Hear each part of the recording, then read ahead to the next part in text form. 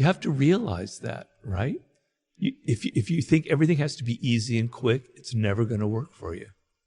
So feeling relaxed, feeling confident and not defensive and comfortable with yourself. Some of the greatest seducers, male and female, were not good looking at all. It's about psychology and it's about how you carry yourself. But the confidence comes from actually what you can do, not how you feel or what you say. Well, it is how you feel, but the feeling is based on things that you actually can do, skills that you have that separate you, that make you feel really confident, you know? So you've got to first stop thinking about people's words so much. Because the one thing about words, unfortunately, is people can lie. They can say whatever they want. They can say, I love your screenplay. That was fantastic. You were great in that movie. I thought you were great, et cetera, et cetera. They can say anything to please, to flatter, to cajole you. But body language, man, it doesn't lie, right? So I talk in that book about the eyes and the fake smile. The fake smile is something you see every single day, but you're not paying attention to. But a real smile, the whole face gets animated, and there's a little crinkly thing here as your face, as it lights up, and your eyes light up. It's hard to even put into words, but it's there. You can see it. It's real. It's not faked. Knowing the difference between a fake and a real smile is really important in seduction, in business, or whatever. To know if someone is like, yeah, I like that idea. No, they don't really. They're saying that to please you. They actually hate your idea. You master that language, you can start deciphering all this bullshit people are giving you, right? So pay really attention to the tone of people's voices, to how fast they talk. People who talk fast are very nervous. You know, you talk slowly, you have a certain tone, you have a certain intonation that kind of reveals confidence, okay? Body language, posture. You were talking about pecking, right? When you go and look at a meeting of people in a business meeting, you'll see all the employees kind of leaning forward, nervous, and you'll see the boss kind of leaning back, arms crossed like this, you know. I'm the powerful one. You come to me. I'm the leader. I'm the top dog, or she, it's a woman. I don't need to be like this. I'm like this. Body language reveals a lot about leadership qualities, et cetera, et cetera, et cetera. You know, if you're at a party and you come up to someone that you're meeting for the first time and they're talking to you and you notice that their feet are angling away from you, that means that they're not really interested. They're looking for any moment to try and walk away and escape. They're not really into you. Whereas their feet are facing you. They're engaged. They want to talk to you, right? If you feel confident, if you feel secure, if you're not all inward and insecure and worried about yourself, it will naturally radiate through your gestures. Yeah. You don't have to sit there and pay attention to your fingers, your arm, your ears, your eyes. It's just there. It's natural. So yeah, that is the solution. So the two parts of the game, it's your own body language. Be aware that people are judging you for that, right? And you can't, as you say, be monitoring everything or you'll drive yourself crazy and you'll look very weird, right? So the best solution is to feel these certain things that are going to radiate and to not give the fake smile, but when you're really happy, to just show it and show your emotion that way. And the other side, which is more really important, is learning other people's body language, and that can come from study. Some of the greatest seducers were not good looking at all.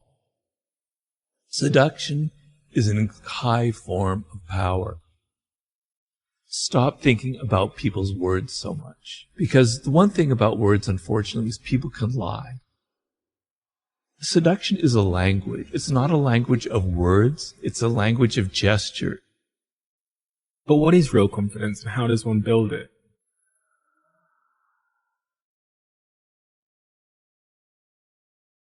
Seduction is a high form of power because you make people feel pleasure. You make them feel excited or interested in you, and then their resistance to your ideas slowly lowers, and you have the ability to influence them and to move them in the direction that you want. If you yell at them, like we were talking about your child, and you tell them, do this, do that, they resent it, and for good reason. But if you're subtler, if you're more seductive in your approach, if you're more indirect, people will do what you want or go in your direction without ever even realizing. When you meet somebody for the first time, or you're on a date or whatever it is, you're not having that internal monologue going, does she like me or does he like me? Am I dressed well? Am I saying stupid things? What can I do to impress them? No. You turn it off, and you're outer directed, and you're listening to them, and you're entering their spirit, and you're hearing them say things that give you idea of what they're missing in life, of what they want, of what their needs are, of what makes them an individual. You're absorbing it, you're entering into their spirit, and then you can reflect it back to them. You can give them gifts, you can take them to places that show that you're attentive to them. Because if you look at how we are in our day-to-day life, normally people never pay us attention. They're always so self-absorbed, they're never thinking about us. The times where you get the sense that people are actually interested in who you are as an individual is pretty rare. If you give that feeling to someone, it's incredibly powerful because we all want to be validated. We all want to be recognized. So the seducer is not someone who's all worried about him or herself and thinking. They're involved in the other person. They're absorbed like a sponge inside their psychology, inside their world. But one quality that's very anti-seductive is preaching and moralizing. Is like telling people, oh, that's wrong what you just said, or your politics are ugly, or you're not really good at this, or something or other. Having a moral superiority, a sense of sanctimony in a realm which should be about pleasure, where should be that kind of equality, that kind of back and forth dynamic, where you're asserting your moral superiority, is deeply, deeply anti-seductive, the element of preaching. You want to be open, you want to give as much as you can to the other person of yourself, of your time, of your money, of your energy, etc. So being all kind of crimped and I don't want to give, I don't want to spend money, I want to take you to the cheap place to eat, I don't want to give you much time, is very, very anti-seductive. If I can define seduction in simple terms, most of the time we are closed to the influence of other people, particularly now. We have these walls up because life is harsh. People are coming at us with their advertisements, with their pleas, with their wanting money, with this, that, and the other. And we've all learned to be very defensive, right? And seduction is an openness, is the opposite of that. And you felt it when you were a child towards your parents. You felt very vulnerable and open. And there was an element of your parents and how they treated you that was very much like a seduction, right? So seduction is about being open to the other person to the extent where you can even fall in love. You can fall under their spell. And the sense of letting go of your ego, letting go of your defensiveness, and letting another person enter your world is being seduced. It requires vulnerability. The typical scenario is of a man who's not vulnerable at all. He's so powerful and in control and everything, has no vulnerabilities. It's frightening. You know, for a woman, it could be very frightening. Like this, he's so strong, he's so invulnerable. There's something wrong about it. You know, maybe he's a serial killer. Maybe he's got skeletons in his closet. Something isn't right about that. What seduces you about a puppy, about a child, about an animal, is their vulnerability. It makes you want to hug them. It makes you want to help them, right? The sense which if you came upon a tiger that's there and they don't need that, well, that's not seductive. I mean, on your screen it is. But if they're there in your living room, that's not seductive. But that puppy is, right? Vulnerability, the sense that somebody needs protection or help, brings out qualities in us that we don't normally have that I think allow for seduction. So that is being vulnerable. That is, I can be influenced by that other person. I am open to their spirit, right? That's being vulnerable. The word vulnerable comes from the root of it means a wound, vulnus. So you have a wound inside of you and you need healing. And the other person naturally wants to help you, right?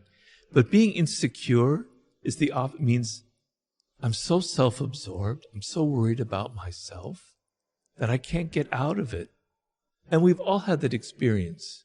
When you meet somebody and you can sense, you can smell their insecurity in them, it makes you feel insecure. It makes you feel a little bit awkward. Whereas if you meet someone who's not like that, who's confident, etc., it brings out that quality in you. So if you're on a date and there's someone you smell that kind of insecurity, it makes you awkward and insecure. It creates a kind of a problem. If you're not able to let go of your kind of tightness when it comes to a woman, something's wrong with you, man. Just let go. Spend some extra money. Spend the extra 10 quid that you might need to spend on taking her to someplace different. But it signals a kind of cheapness. And it's not about money. It's about a cheapness in your spirit, right? She's not worth, letting go. Okay, maybe you don't have that much, but my God, you have enough. It's not going to make, if you're that poor, then okay, maybe. But probably not. You can afford it. Show that it means something to you. Seduction is a language. It's not a language of words. It's a language of gestures that we're paying attention to. We're paying attention to people's body language. We're paying attention to their actions, to the things that they never say. So when you signal that discounts are so important to you that even on the first date you have to have a discount, you're signaling that there's something tight about you in your nature, and it's not very pleasant. Where you get the idea that, sex is something that should be very easy and quick, and that women should have that kind of body and physique, et cetera, and that becomes your norm, et cetera. That can be very damaging. But the idea that things must come easy and quick is very prevalent. And to win over someone like, say you're a man and it's a woman who might be reluctant to have sex for good reason or reluctant to have a relationship, requires some effort. It requires some thinking. You can't just hack your way. You can't just swipe and get it. You can have your internet sex, but you're not going to get that in real life. It doesn't work that way. It takes time. It takes patience, and you're going to have to work at, and you're going to be rejected. Being with people is a skill. Being a social animal, although there's a part that comes naturally, if you spend all of your time here, you're losing that skill of how to respond to people's body language. Half of the thing is you're sitting in a bar opposite, let's say it's a woman, and how she crosses her legs, how she sips her drink, how she looks at you, how she touches her hair. She's signaling things. It's a language. It's a beautiful language, right? You have to learn it, and you're not going to learn it here because you can't. You have to be in person. It has to be skin to skin. You have to get a feel for what other people are thinking and feeling. And we're actually really, really good at that. That's what makes us human. It's called mirror neurons. I can sense what's going on in your mind. I can read your body language. You have to get out in the world, and you have to put yourself physically out there and try and have rejection. And I know it sounds awful, but it is a skill in a way where you're learning how to understand and deal with people and understand who they are and get inside their spirit. It takes time and effort and patience. So for young men,